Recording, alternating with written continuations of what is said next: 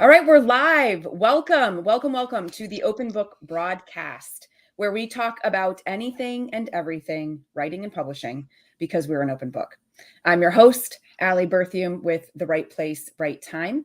I'm a ghostwriter, writing guide, and girlfriend, all rolled into one. And the Open Book broadcast is here to help aspiring authors learn some basics around writing and all the things that take them on the journey to the publication stage. So, Open Book Broadcast welcomes guests and experts that are in the industry or adjacent to the industry that have wonderful things to share with our aspiring authors. And today's guest is Megan Miller. Megan Miller is the founder and consultant at M2VA Services, which provides solutions-based IT to help to small and mid-sized businesses around the world.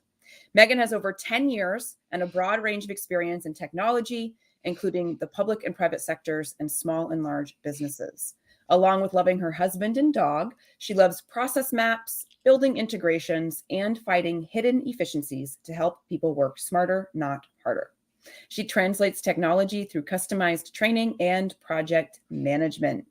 Megan, welcome. Thank you. Thank you so much for having me. This is fantastic. Oh my gosh, we're so excited to have you. So, Megan, why don't you tell us a little bit about you? We obviously know that you love your husband and your dogs, but tell us some other things that like really completely light you up and jazz you about life. Oh man. So when I was in eighth grade, we all had to take this career aptitude test, and mine said that I should be a mechanic. And if you know anything about me, I am not mechanic oriented at all. Do not look good in any of those jumpsuits. But I had that in mind as I was kind of writing my path, if you will. And I like to take things apart and put them back together, kind of like Lincoln Logs. So that's how I've created my businesses, and then just in general, like just going out and looking at nature in all of its parts and in the summary. That just I absolutely love it. Wonderful. So, how have you created a Lincoln Log approach to your business? Tell us a little bit about M2VA. Yeah, so M2VA is really born from the idea that there's got to be a better way to do a lot of things. Amen, sister. There has to be a better way. If you have ever been sitting there working and going, there's got to be a better way, think of me because that is what M2VA is created. Looking at once again the sum of everything with all of its individual parts, that is what I love. I even wore my nerd glasses so that I can be really analytical for you guys today. So just everything from process maps to kind of those system integrations. If you ever find yourself doing things manually and you're like, I'm leaving things are falling through the cracks, like I am just one person, I can't be doing all of this. That is why M2VA was really created. It was created because I was consulting with a company and I thought I can do this better and faster and more scalable for that company's future if I just did it kind of on my own. So I started doing that. Yeah. So in that company's example, what were some of the things that you were like, okay, we could do this to do that? Like what were the challenges they were having, and then how what were your kind of technological and system solutions? Yeah, so for that company, not to get too terribly nerdy, they were a commercial real estate company, and they had this whole kind of suite of systems, and they had bought, all sorts of different tech because people said that they should. And so Right. I was able to go through and say, okay, you need this, you don't need this, you need this, you don't need this, because at the end of the day, all a system is just data and how to interact with that data, the data in, the data out. So it's really trying to talk to each different client because we all have our own different wants and needs Mm, to say, what do you want to do? What right. what data do you have to input? And then how do you want to see that? How do you want to use that? And for that client in particular, there were a lot of band-aid solutions. So Mm, this will solve it and get it to work today, but if they added 10 more people, that would be 100 more hours.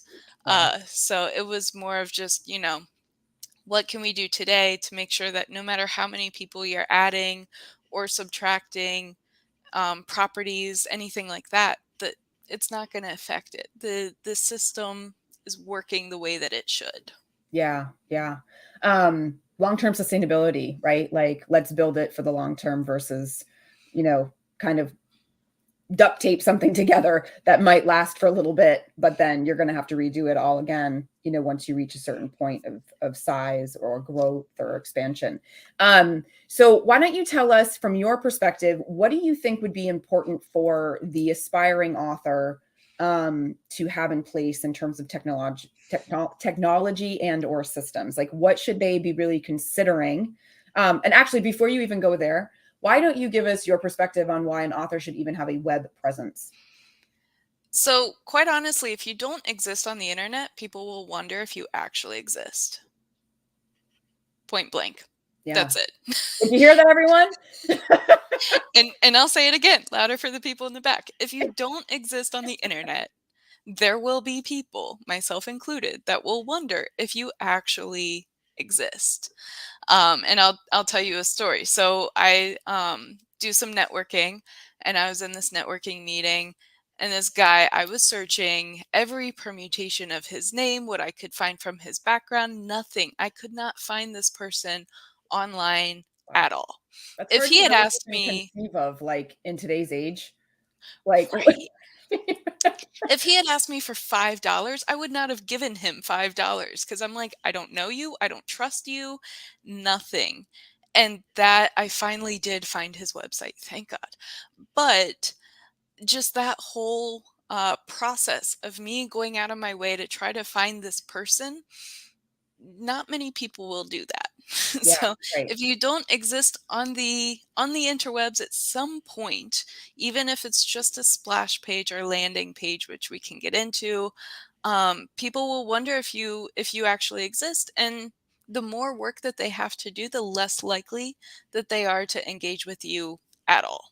right, right. I mean, I think kind of like in the digital age, right? There's all of a sudden there's a legitimacy attached to your professional, persona or profile or whatever. When you have some sort of online presence, be it that you're running everything out of a LinkedIn profile or you've just got the one kind of like scrolling landing page, it's not multiple pages, it's very simple, but there's something that legitimizes who you are and what you do or say that you do when you can be found online. And I think that for authors, it's like they need to be found so that when somebody picks up their book and wants to know more about them because they love the book, they can have a way of finding where they are, engaging, potentially figuring out where that person might be showing up live, or if they've got another book coming out, or any number of things. But ultimately, just like anything else, I always like to say that basically having a book is having a product. Having a book is like having a small business, right? And so products or businesses have to be marketed. They have to have a variety of things in place to promote that book and that product, in order for sales to happen or in order for visibility to happen, that kind of thing. Exactly. It was just what you were talking about earlier with that long scale or long-term sustainability. If you have a book today, that's great. But what happens when you want to go and create and promote the next book? How are Mm, you going to get a following? How are you going to get a lot of those coveted titles like right. international bestseller or even an international author? Yeah. You and unless you are going abroad every week, which please take me with you, I don't know how you can reach an international audience without being somewhere on that World Wide Web. Right, right. Because otherwise you're narrowing your own audience to geographic location, right? Physical geographic location. The other thing I was talking about somebody the other day was like front list and back list. So, a book is like front listed, when it first comes out and it's in the first couple of years of its life cycle. But by 3 or 4, there's so many books that are published every single year that those front list titles quickly fade to black, as Jay-Z might say. So, and I don't even know what that phrase means, but I know those lyrics. Which I love. that front list title is going to move into the backlist. It's not going to be as recognizable. It's not going to be in people's faces. And this is especially true with independent publishing or self-publishing, right? Because you're doing it all yourself, more or less. It's not necessarily going into a catalog somewhere, depending on the press that you used, or if you did it all on your own.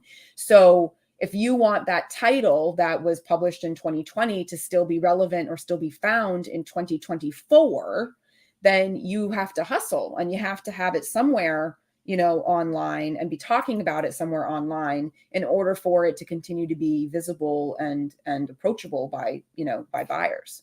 It's a sprint, and it's everything that we do in IT. We usually sprint for a week or two, and you're just working your tail off. And you're just like, that is when I have Jay-Z or Nas or Wu-Tang in my head all the time going, hustle, hustle, hustle, because you are sprinting. And then you kind of rest and regroup. But without those sprints, the resting and regrouping, it's just, you need a process behind it. You need a strategy behind it. Otherwise, you're sprinting for no good reason. Yeah. It's like running a marathon. Like, why are you running?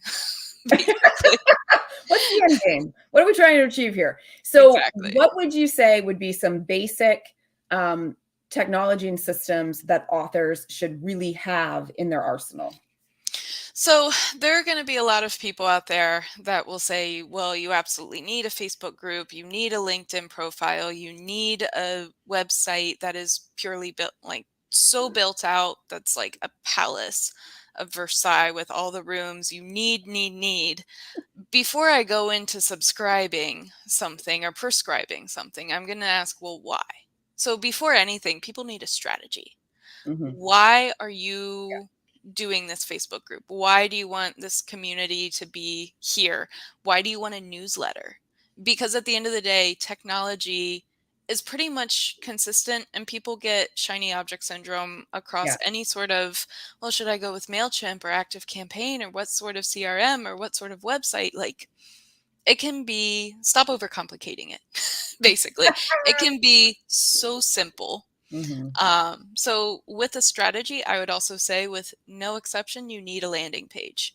You need some just splash page, which is just one page. Think of it like a giant business card that says, who are you? It actually says your name.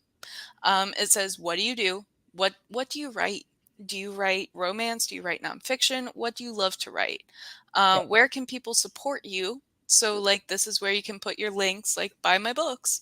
And where can people learn more? So whether that is emailing you directly or signing up for a newsletter, very, very simply put, one website, your name, you write, what do you write?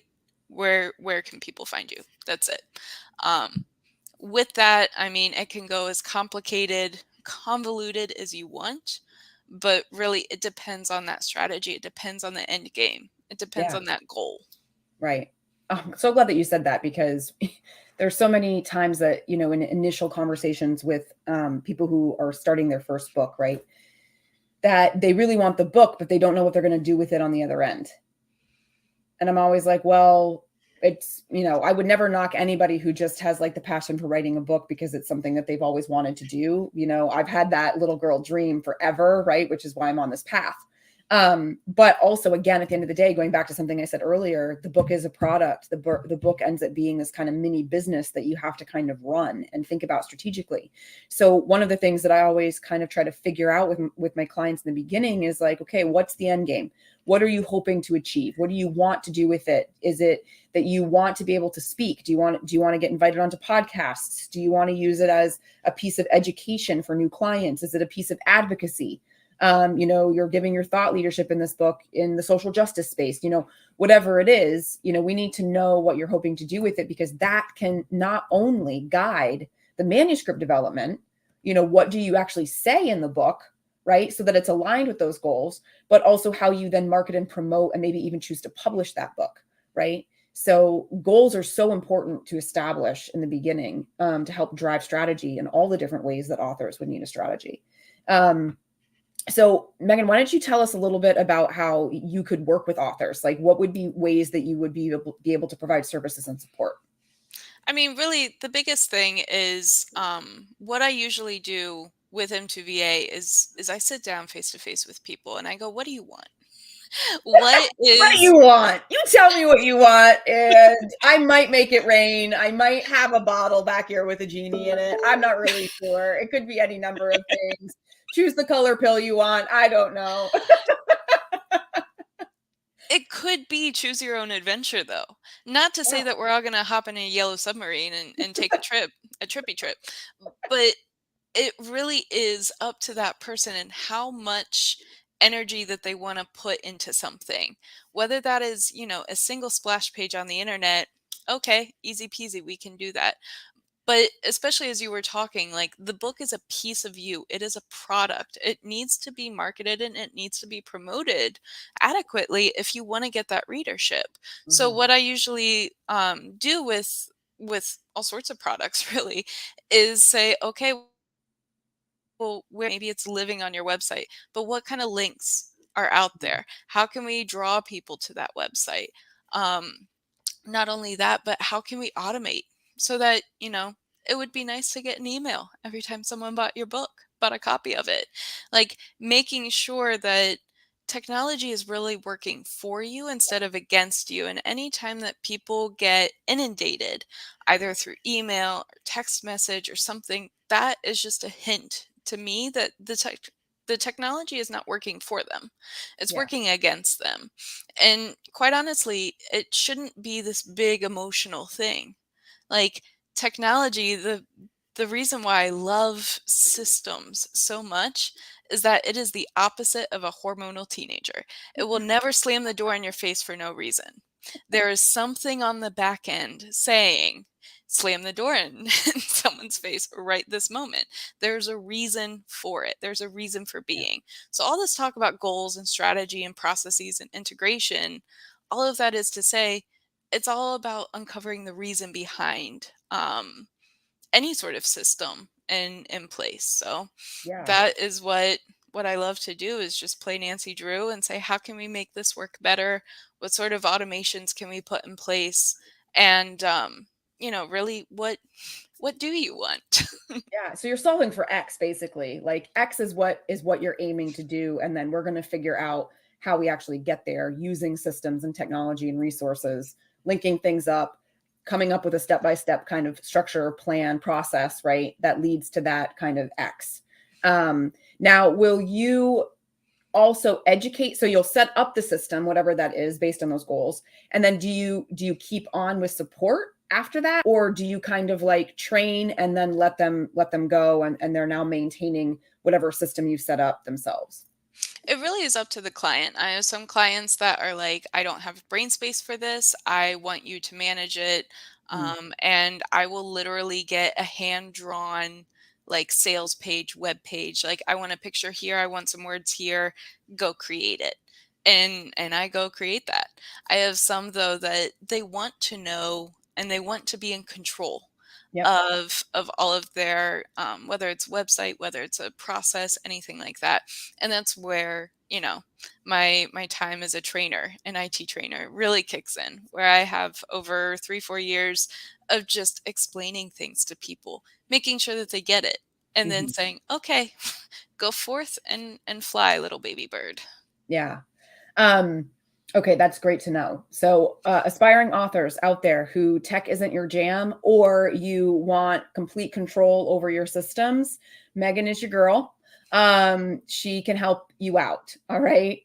Handhold, figure out what you want, deliver the goods, all the stuff, make it make sense and make it work for you. So why don't you tell us some of your favorite tools? So let's say a author wants a website. What would be your automatic recommendations for the types of places or people they would need for a good website? Oh man, well, I'm going to give you the political science answer in that it depends. If you want a website with all of the bells and whistles, go to WordPress. That will Okay. cost you more. You also have a ton of different plugins. That is where you can build your own Palace of Versailles. Okay. If you want just a very simple kind of log cabin, just a place, I would definitely recommend Wix. Also, GoDaddy. Their website is like $3 a month, I think, to host. So that is, also with their domain, which is $30 a year or something. So GoDaddy, Wix, Squarespace, or WordPress, and that order of, very, very simple splash page versus really all the bells and whistles and the marching band and Okay. WordPress. Now, given something you said earlier, though, you would probably recommend that if they eventually want the Palace of Versailles, probably to start with WordPress so that they can grow into whatever they want and already be there. Again, it depends. It depends on where they are in that Okay. journey. If it's a 5-10 year kind of goal, I would say start at Wix or Squarespace, because that is going to give you the scalability and it's going to be cheaper. Because Okay. one thing that I hate for people to do is pay a lot of money up front for a lot of things that they don't need, that they will need in the long-term future. If that's a short-term future plan, absolutely get WordPress, get a WordPress team, because that really necessitates just that level of expert. I myself am not a WordPress expert, so I am not going to be the best one, but I have a lot of referral partners for those. Okay. And then what about, I think the other thing that authors really should be thinking about it is building an email list, because then they're capturing the names of their readers, right? Right there on that page that is theirs. So what are some of your favorite kind of email management systems and automations? I mean, MailChimp, Constant Contact, that is just amazing for that email list. Also, ActiveCampaign has an email campaign piece within that. So, quite honestly, within those three, I would say look at those three for the size of your list right now. Even if you're starting from zero, Hmm.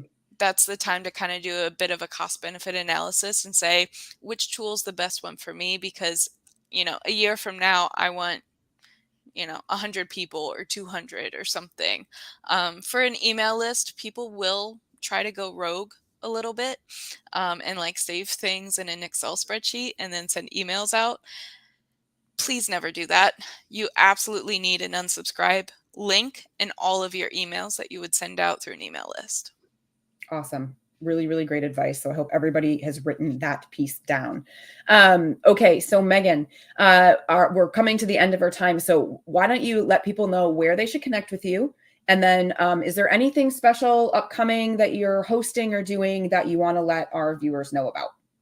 Yeah, so it is very simple to find me on the internet, because it is just four, 3 letters and a number, M2VA.com. And that is where I also have the events of a new upcoming event in July that is called How to Create Your Own Roadmap. So, looking at a lot of the things that we were talking about today for that long-term growth and just kind of figuring out some of the goals and processes, I want people to be able to create their own processes, to go through and create that roadmap so that you can go forth and conquer that tech world by storm. So M2VA.com. I'm also on LinkedIn at Megan Lucas 013 or at company M2VA. Amazing. All right. So, everybody, you need to go check out Megan's website so you can get the details on that July event about developing your own roadmap. This is huge. This goes right back to what Megan was talking about earlier about having a strategy and some goals and knowing what it is that you want, right? So that you can actually build a system around it. Megan, thank you so much for being on Open Book Broadcast this morning. Thank you so much for having me. All right, everyone. That's the end of today's broadcast, but we'll see you again next week at Tuesday.